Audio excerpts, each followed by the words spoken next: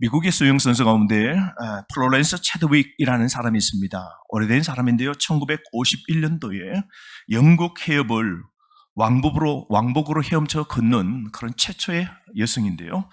그가 36살 되던 해에 1952년 7월 4일입니다.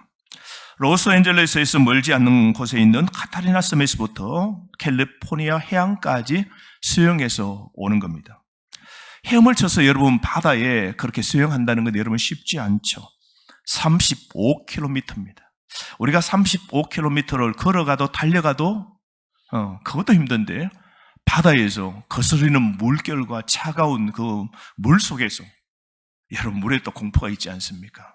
35km를 먹지도 않고 마시지도 않고 수영을 계속해서 그것을 끝까지 한다는 것, 이건 굉장히 어려운 코스이죠.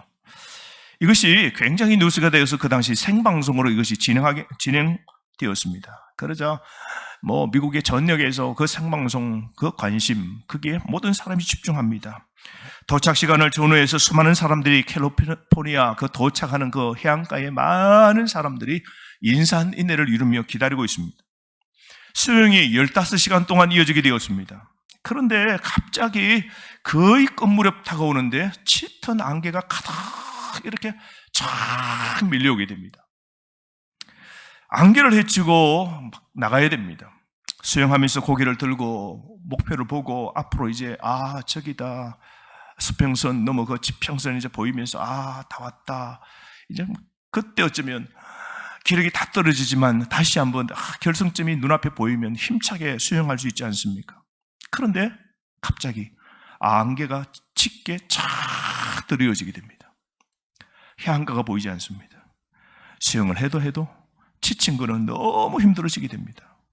결국 그는 도저히 못하겠다고, 아무리 봐도 깜깜하고 그 앞이 한 채 앞이 보이지 않는데 수영을 해서 얼마쯤 가야 되는지 알지 못하는 그는 기권합니다.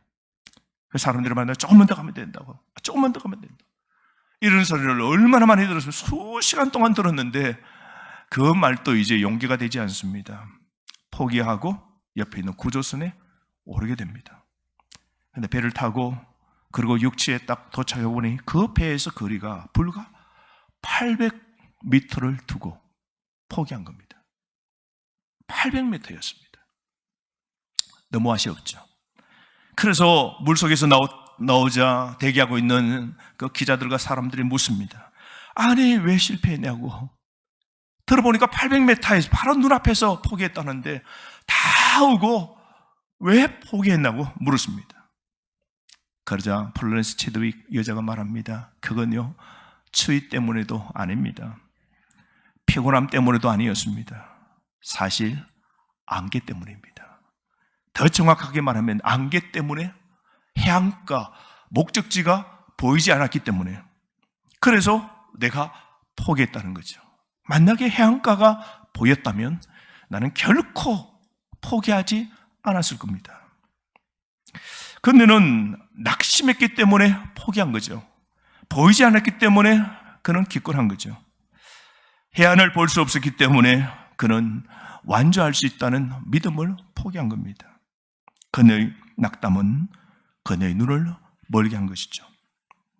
그러나 여러분, 성경을 가만히 보면 우리 인생 앞에 보이지 않는 깜깜한 숱한 문제 앞에서도 결코 인생을 포기하지 않는 한 사람이 나옵니다.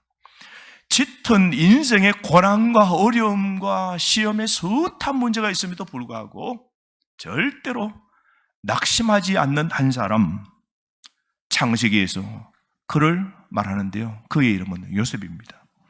여러분, 그의 생애를 한번 생각해 보십시오. 요셉은 17살 때 애굽에 그렇게 팔려갑니다. 10년 동안 어느 집에 노예로 살게 되고 억울하게 누명을 뒤집어 쓰고 3년 동안 감옥에서 지내게 됩니다. 13년 동안 살다가 그는 왕의 꿈을 해석하는 바람에 이집트 국무총리가 됩니다. 풍년 7년을 보내고 흉년 시작될 때 37살 때 장가를 가서 그때 자녀를 얻게 되죠. 두 아들을 차례로 얻게 되었는데요, 그 아들의 이름을 정하는데 그 이름을 가만히 보면 깊은 뜻이 있습니다. 인생의 긴 고난을 다 겪고 난 그가 첫째 아들을 얻고 둘째 아들을 얻었을 때 이름을 붙여주는데 그 이름 가만히 보면 깊은 의미가 있습니다. 창세기 41장 51절 52절 말씀인데요. 51절에 요셉은 맏아들의 이름을 잊어버리다라는 뜻으로 므낫세라고 불렀습니다. 하나님께서 지금까지 내가 겪어온 고통을 다 잊어버리게 하셨다. 또 우리 집안 일까지도 다 시름 놓게 하셨다고 되뇌이면서 첫째 아들의 이름을 뭐라고요? 므낫세라고 이름을 붙인 것입니다. 52절 말씀에 또 둘째 아들을 낳고 열매를 주시다라는 이름으로 에브라임이라고 이름을 지어 불렀습니다. 그러면서 고통스럽게 지내던 이 땅에서 하나님께서 고통을 지나 나에게 열매를 주셨다라고 에브라임이라고 이름을 지어주었습니다. 여러분, 그래서 므낫세, 에브라임, 그 이름 속에는 포함된 게 뭡니까? 고통입니다. 고통을 잊게 하셨다. 고통 뒤에 열매를 얻게 하셨다. 여러분, 요셉에게 무슨 그런 고통스러운 일이 일어났기에 그는 첫째 아들을 낳았을 때 그 이름을 하나님은 내 엄청난 인생의 고통을 이제 다 잊도록 해주셨다. 그렇게 이름을 지었을까요? 여러분, 이 두 자녀의 이름 속에는 요셉이 겪었던 수많은 그 고통, 그 주제가 거기에 담겨 있었습니다. 여러분, 요셉 한번 보십시오. 젊은 시절로 올라갑니다. 그런 그를 너무 신하는 10명의 형들이 있었습니다. 이복 형들이죠. 그들은 아버지가 그들보다 요셉을 더 사랑하기 때문에 형들은 더 이복 동생 요셉을 싫어했습니다. 그리고 가만히 보니까 심지어 아버지뿐만 아니라 하나님도 자기들보다 동생 요셉을 더 좋아하고 사랑하는 것 같았습니다.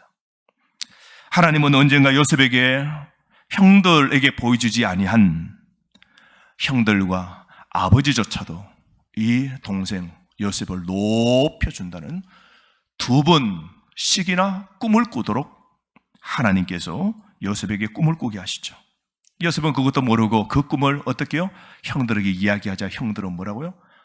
우리가 너에게 절을 한다고? 아니, 아버지 엄마가 너에게 절을 한다고?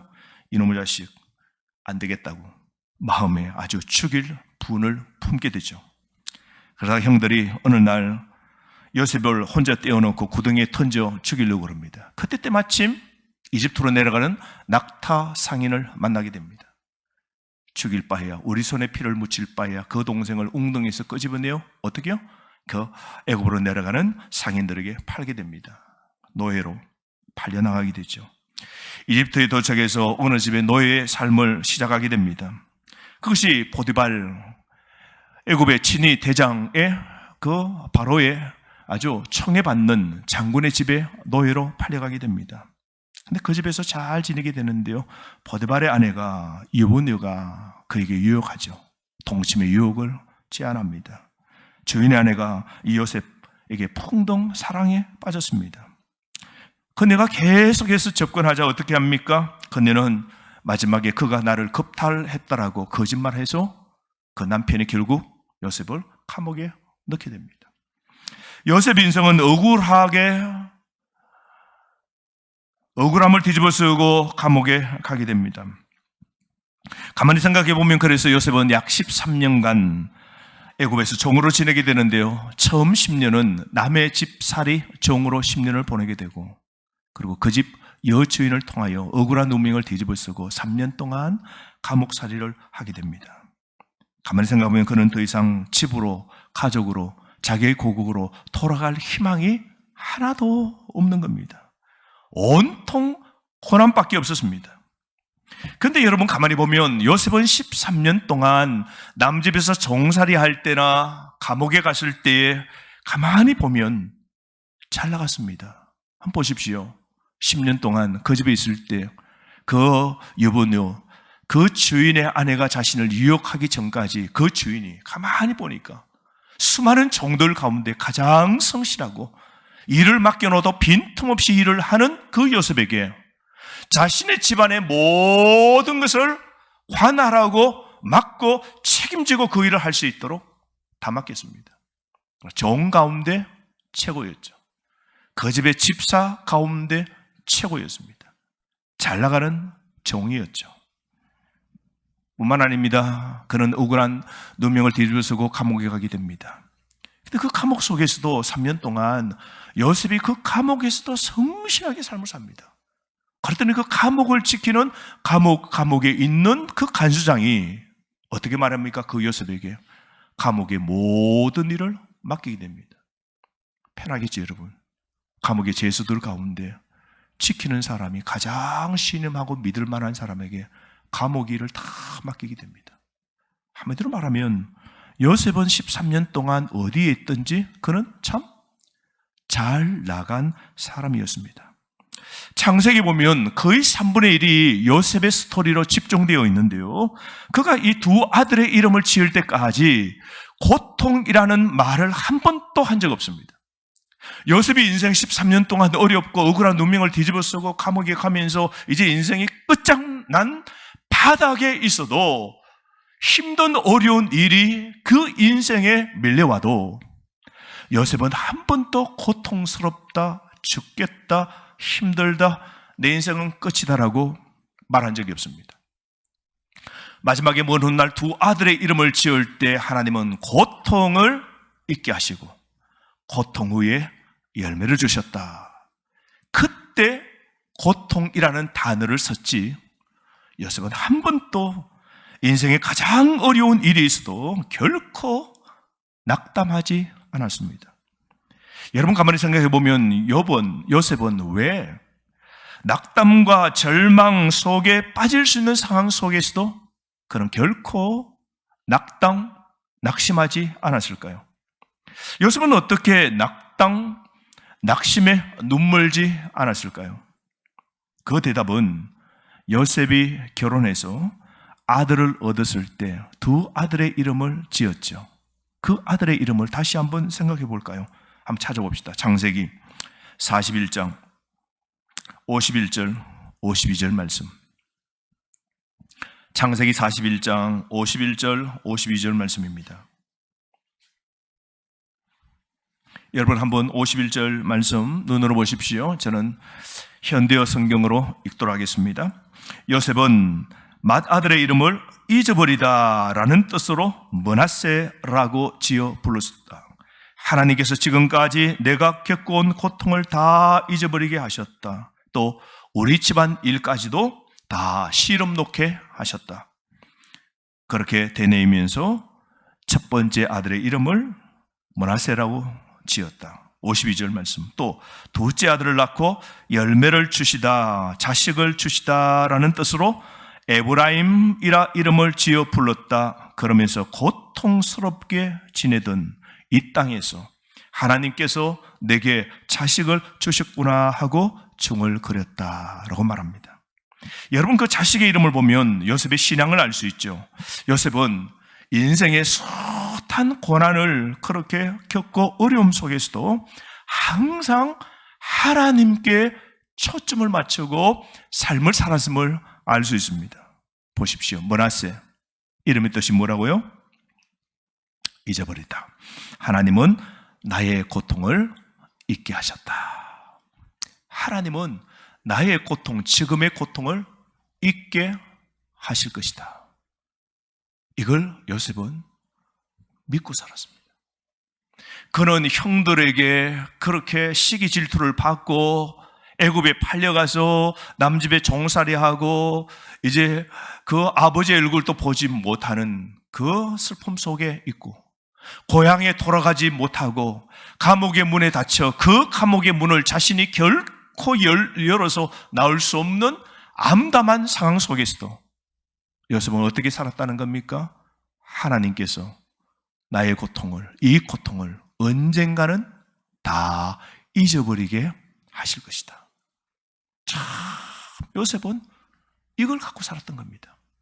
그래서 요셉은 인생에 남집에 팔려갈 때도 억울한 누명을 뒤집어 쓰고 감옥에 갈 때도 인생의 정말 바닥 속에 있을 때도 하나님은 내가 지금 당하는 이 고통을 언젠가는 다 잊어버리도록 하나님이 나를 회복시켜 주실 것이다.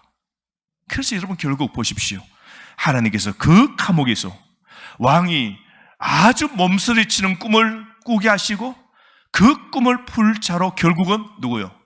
감옥 속에 있는 그 요셉을 끄집어내요. 바로 왕 다음 애굽의 국무총리로 세우신 분이 누구십니까? 하나님이십니다. 그래서 그 요셉이 인생의 가장 짙은 그 고통을 다 잊어버리도록 하신 분이 누구십니까? 하나님이셨습니다. 에브라임, 이름의 뜻이 52절 말씀 여러분 무엇입니까? 하나님은 나에게 자식을 주셨다. 하나님은 나에게 열매, 자식의 열매를 주셨다.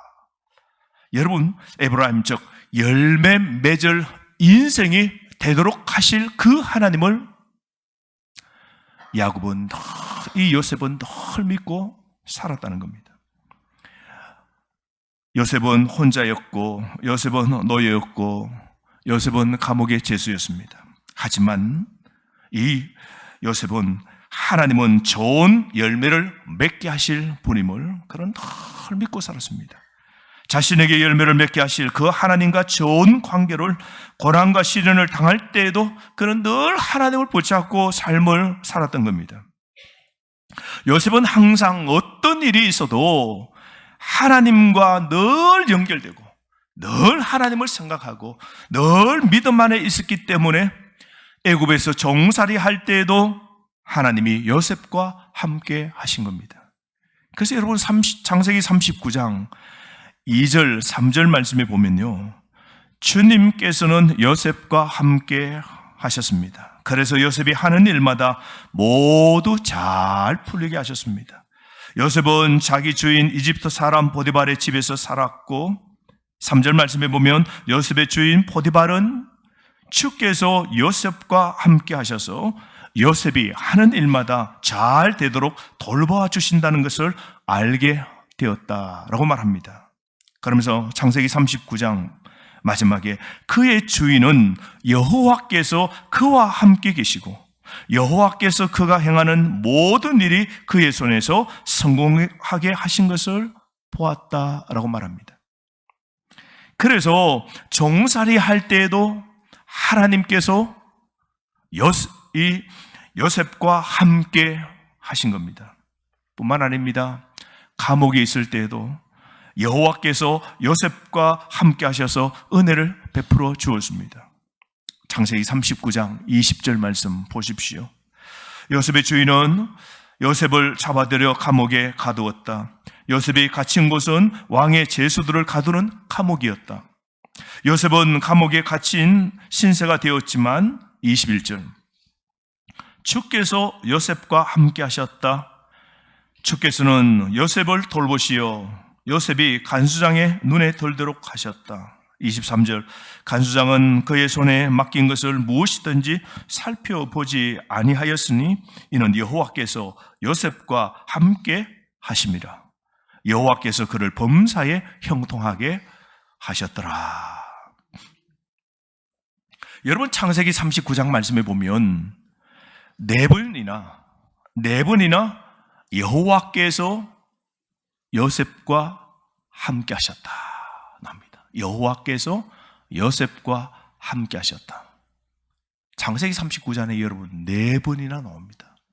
이건 여러분 정말 놀라운 일인데요, 그 위대한 사무엘, 다윗, 히스기야 왕, 하나님이 들어서신 사람, 그리고 기타 몇 사람에게 나오는 말이 여호와께서 그와 함께 하셨다. 한 번 나와도 큰 일을 했습니다. 여러분, 히스기야, 여호와께서 히스기야와 함께 하셨다. 그래서 큰 일을 한 겁니다. 사무엘, 여호와께서 그와 함께 하셨다. 그 한마디에 사무엘은 큰 일을 한 겁니다. 근데 놀라운 것은 요셉에게는 이 여호와께서 함께 하셨다라는 거 몇 번 나옵니까? 4번씩이나 나옵니다. 여러분 정말 이 유일하게 창세기 39장은 여호와께서 함께 하셨다, 이 문구가 4번씩이나 나오는 아주 중요한 챕터죠. 여러분, 이 요셉의 이야기는 참 우리에게 날마다 참 감동 주는 그런 말씀인데요. 요셉의 그 삶의 생애에서 결코 우리가 빼뜨릴 수 없는 그 한 문구를 생각한다면 여호와께서 요셉과 함께 하셨다. 이걸 우리가 분명히 알아야 됩니다. 요셉은 아무리 어렵고 힘들어도 낙심한 일이 있어도 하나님께서 함께 하셔서 므낫세, 하나님은 나의 고통을 잊게 하실 것이다. 에브라임, 하나님께서는 나의 고통을 결국 열매 맺도록 하실 것이다. 오늘 우리에게 꼭 필요한 것이 무엇일까요? 요셉 같은 신앙이 있으면 좋겠습니다. 하나님이 나와 함께 하신다는 것, 여러분 이 믿음으로 사셔야 됩니다. 그리고 오늘 고백합시다. 어려울 때 므낫세, 지방에서 일을 할 때, 우리가 지금 힘들 때에도 뭐라고 고백해야 될까요? 므낫세. 하나님께서 언젠가 내 고통을 다 잊어버리도록 하실 것이다. 길을 가다가 이번 한 주간 뭘 말씀해야 될까요? 므낫세라는 이름을 잊지 마십시오. 지금의 고통 하나님께서 다 잊어버리도록 하나님이 회복시켜 주실 것이다.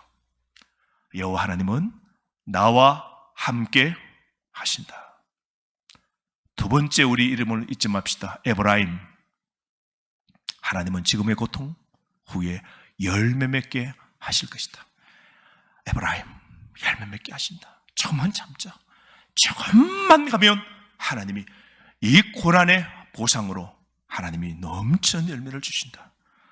우리가 이것을 잊지 말아야 됩니다. 그래서 이 요셉은 낙심으로 눈이 멀지 않고 그 낙심과 절망의 상황 속에서도 정살이 할 때, 애굽의 노예의 삶을 살 때에도 오늘 이 일체의 오늘 인생의 짙은 한계를 극복할 수 있었던 비결이었던 겁니다. 여러분, 이 낙심이라는 이 단어는 영어로 디스커리지입니다. 디스커리지. 이 디스라는 것은 이게 밖으로라는 겁니다. 이 커리지는 뭐냐면 용기입니다.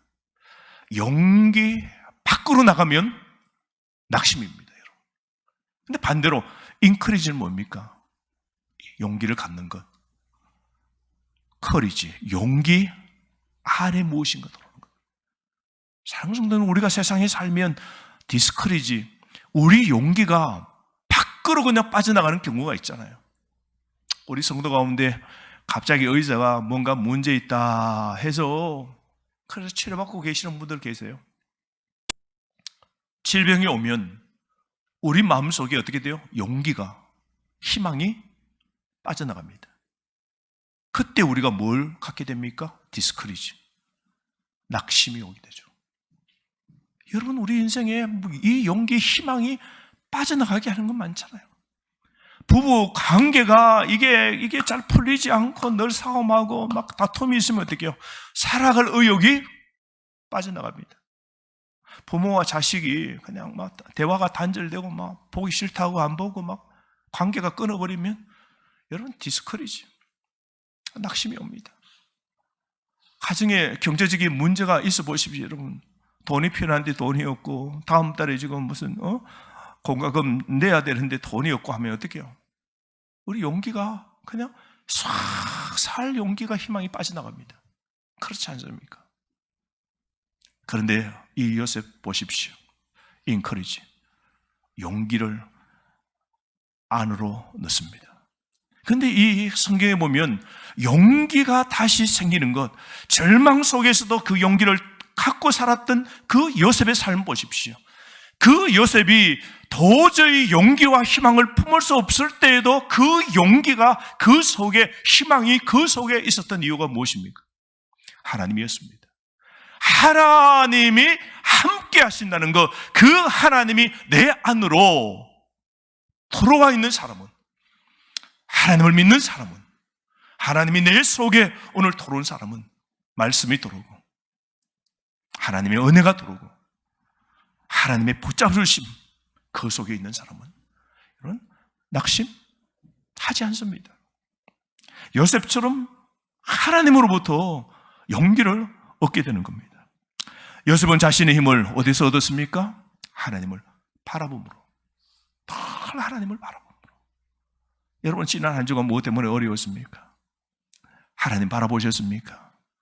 하나님 바라보십시오. 우리 교회도 그래요. 건축도 사람의 눈으로 평가하고 안 된다, 이건 뭐 일을 하느냐, 뭐 이게 왜 필요하냐, 그냥 조용히 지내지. 조용히 지내서 내일 미래가 있었을까요, 여러분? 계속해서 낡아져가고 후패해지고 더러워지고 부서져가는 그런 곳에, 그런 식당에, 그런 환경 속에서 교회의 부흥이 내일 이루어진다? 여러분, 낙심과 절망을 줄 일이죠. 그런데 우리는 뭐요? 하나님으로부터, 하나님을 바라봄으로, 바라보는 사람은 희망이 생기는 거죠.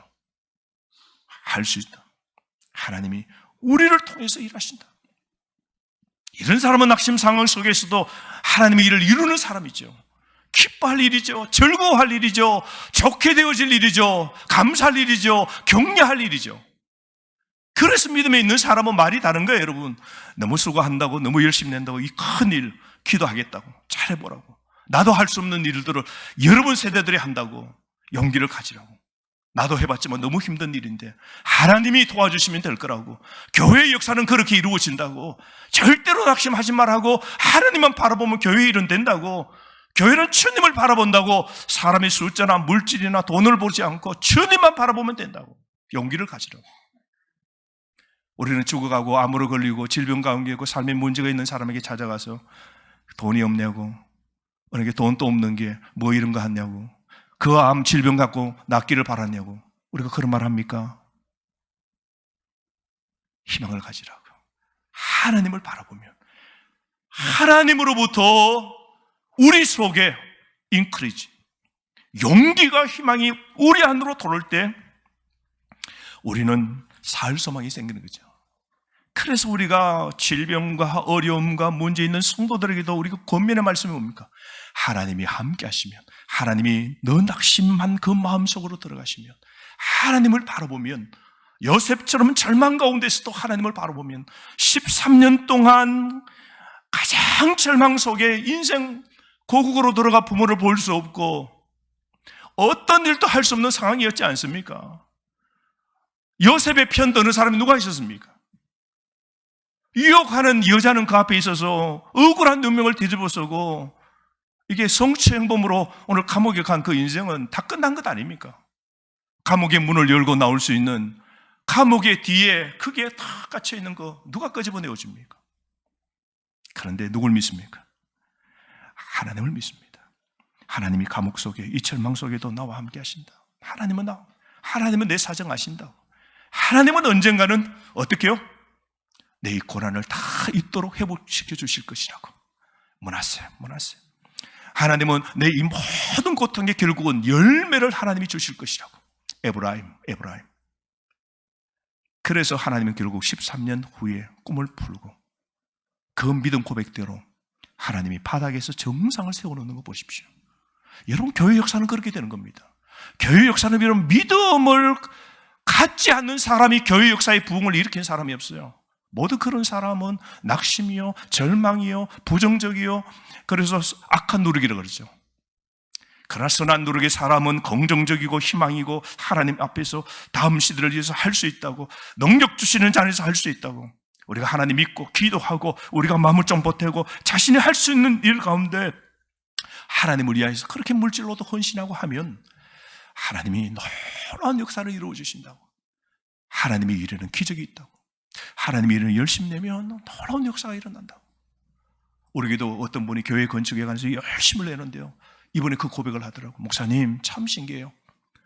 내가 교회 건축하기 전에는 그래도 관심을 갖고 이렇게 뒤스거니 하고 있었는데, 교회 건축 이 마음을 보태고 어떻게 잘 됐으면 좋겠다고 그렇게 기도하면서 막 그 마음을 보태니까, 아이고, 요즘 어떻게 내가 자영업으로 하고 있는 이 일이 하나님의 은혜로 막 사람을 붙여주셔가지고 잘 하나님이 되어진다고. 그래서 하시는 말씀이, 하나님의 일은 공짜가 없네요. 가장 복받는 게 저도 아는데, 교회 건축하는 일에, 하나님의 이 일에 참 마음을 보태고 물질을 보탤 때 하나님이 놀라운 복을 주신다는 걸 믿음의 그 선배들에게 들은 이야기가 있는데, 살아보니까 정말로 그런 기적을 요즘 보고 있다고. 막 사람들이 그냥 막 사람들이 속에서 자신의 하는 일들을 하나님이 그냥 막 2배, 3배로 하나님이 만들어주시는데 놀랍다고. 그런 고백을 하지 않습니까? 여러분, 우리가 믿음의 눈을 갖고 있을 때에 우리가 하나님의 그 역사를 바라보면서 우리가 힘있게 나아가는 겁니다.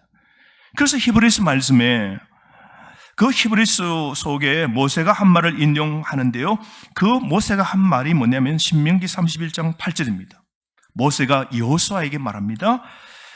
여호수아, 그리하면 여호와 그가 너 앞에서 가시며 너와 함께하사 너를 떠나지 아니하시며 버리지 아니하시리니 너는 두려워하지 말라, 놀라지 말라. 모세가 여호수아에게 그런 말을 했습니다. 그리고 난 다음 모세는 세상을 떠납니다. 세상 떠났을 때 하나님이 모세가 죽고 난 다음 직접 여호수아에게 나타나서 하신 말씀이 오늘 모세를 통하여 들었던 그 말씀을 하나님께 직접 듣습니다. 그게 오늘 본문입니다. 여호수아 1장 9절 말씀. 다 함께 한번 읽어보실까요? 여호수아 1장 9절 말씀 다 함께 시작. 내가 내게 명령한 것이 아니냐? 강하고 담대하라. 두려워하지 말며 놀라지 말라. 너가 어디로 가든지 내 하나님 여호와가 너와 함께 하느니라. 아멘. 이것이 성경 전체에 반복되는 주제입니다. 사랑하는 성도 여러분, 강하고 담대하십시오. 강하고 담대하십시오. 두려워하지 말고 놀라지 마십시오. 오늘 어떤 문제가 있습니까?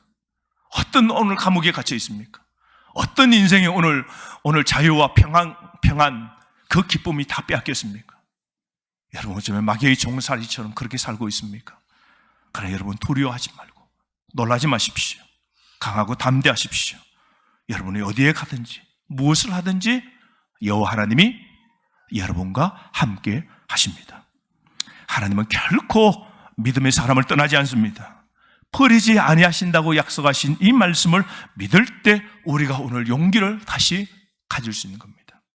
한 주간 어떻게 여러분 사시겠습니까? 오늘 이 믿음으로 사십시오. 하나님이 나와 함께 하신다. 문하세요. 뭐라고요?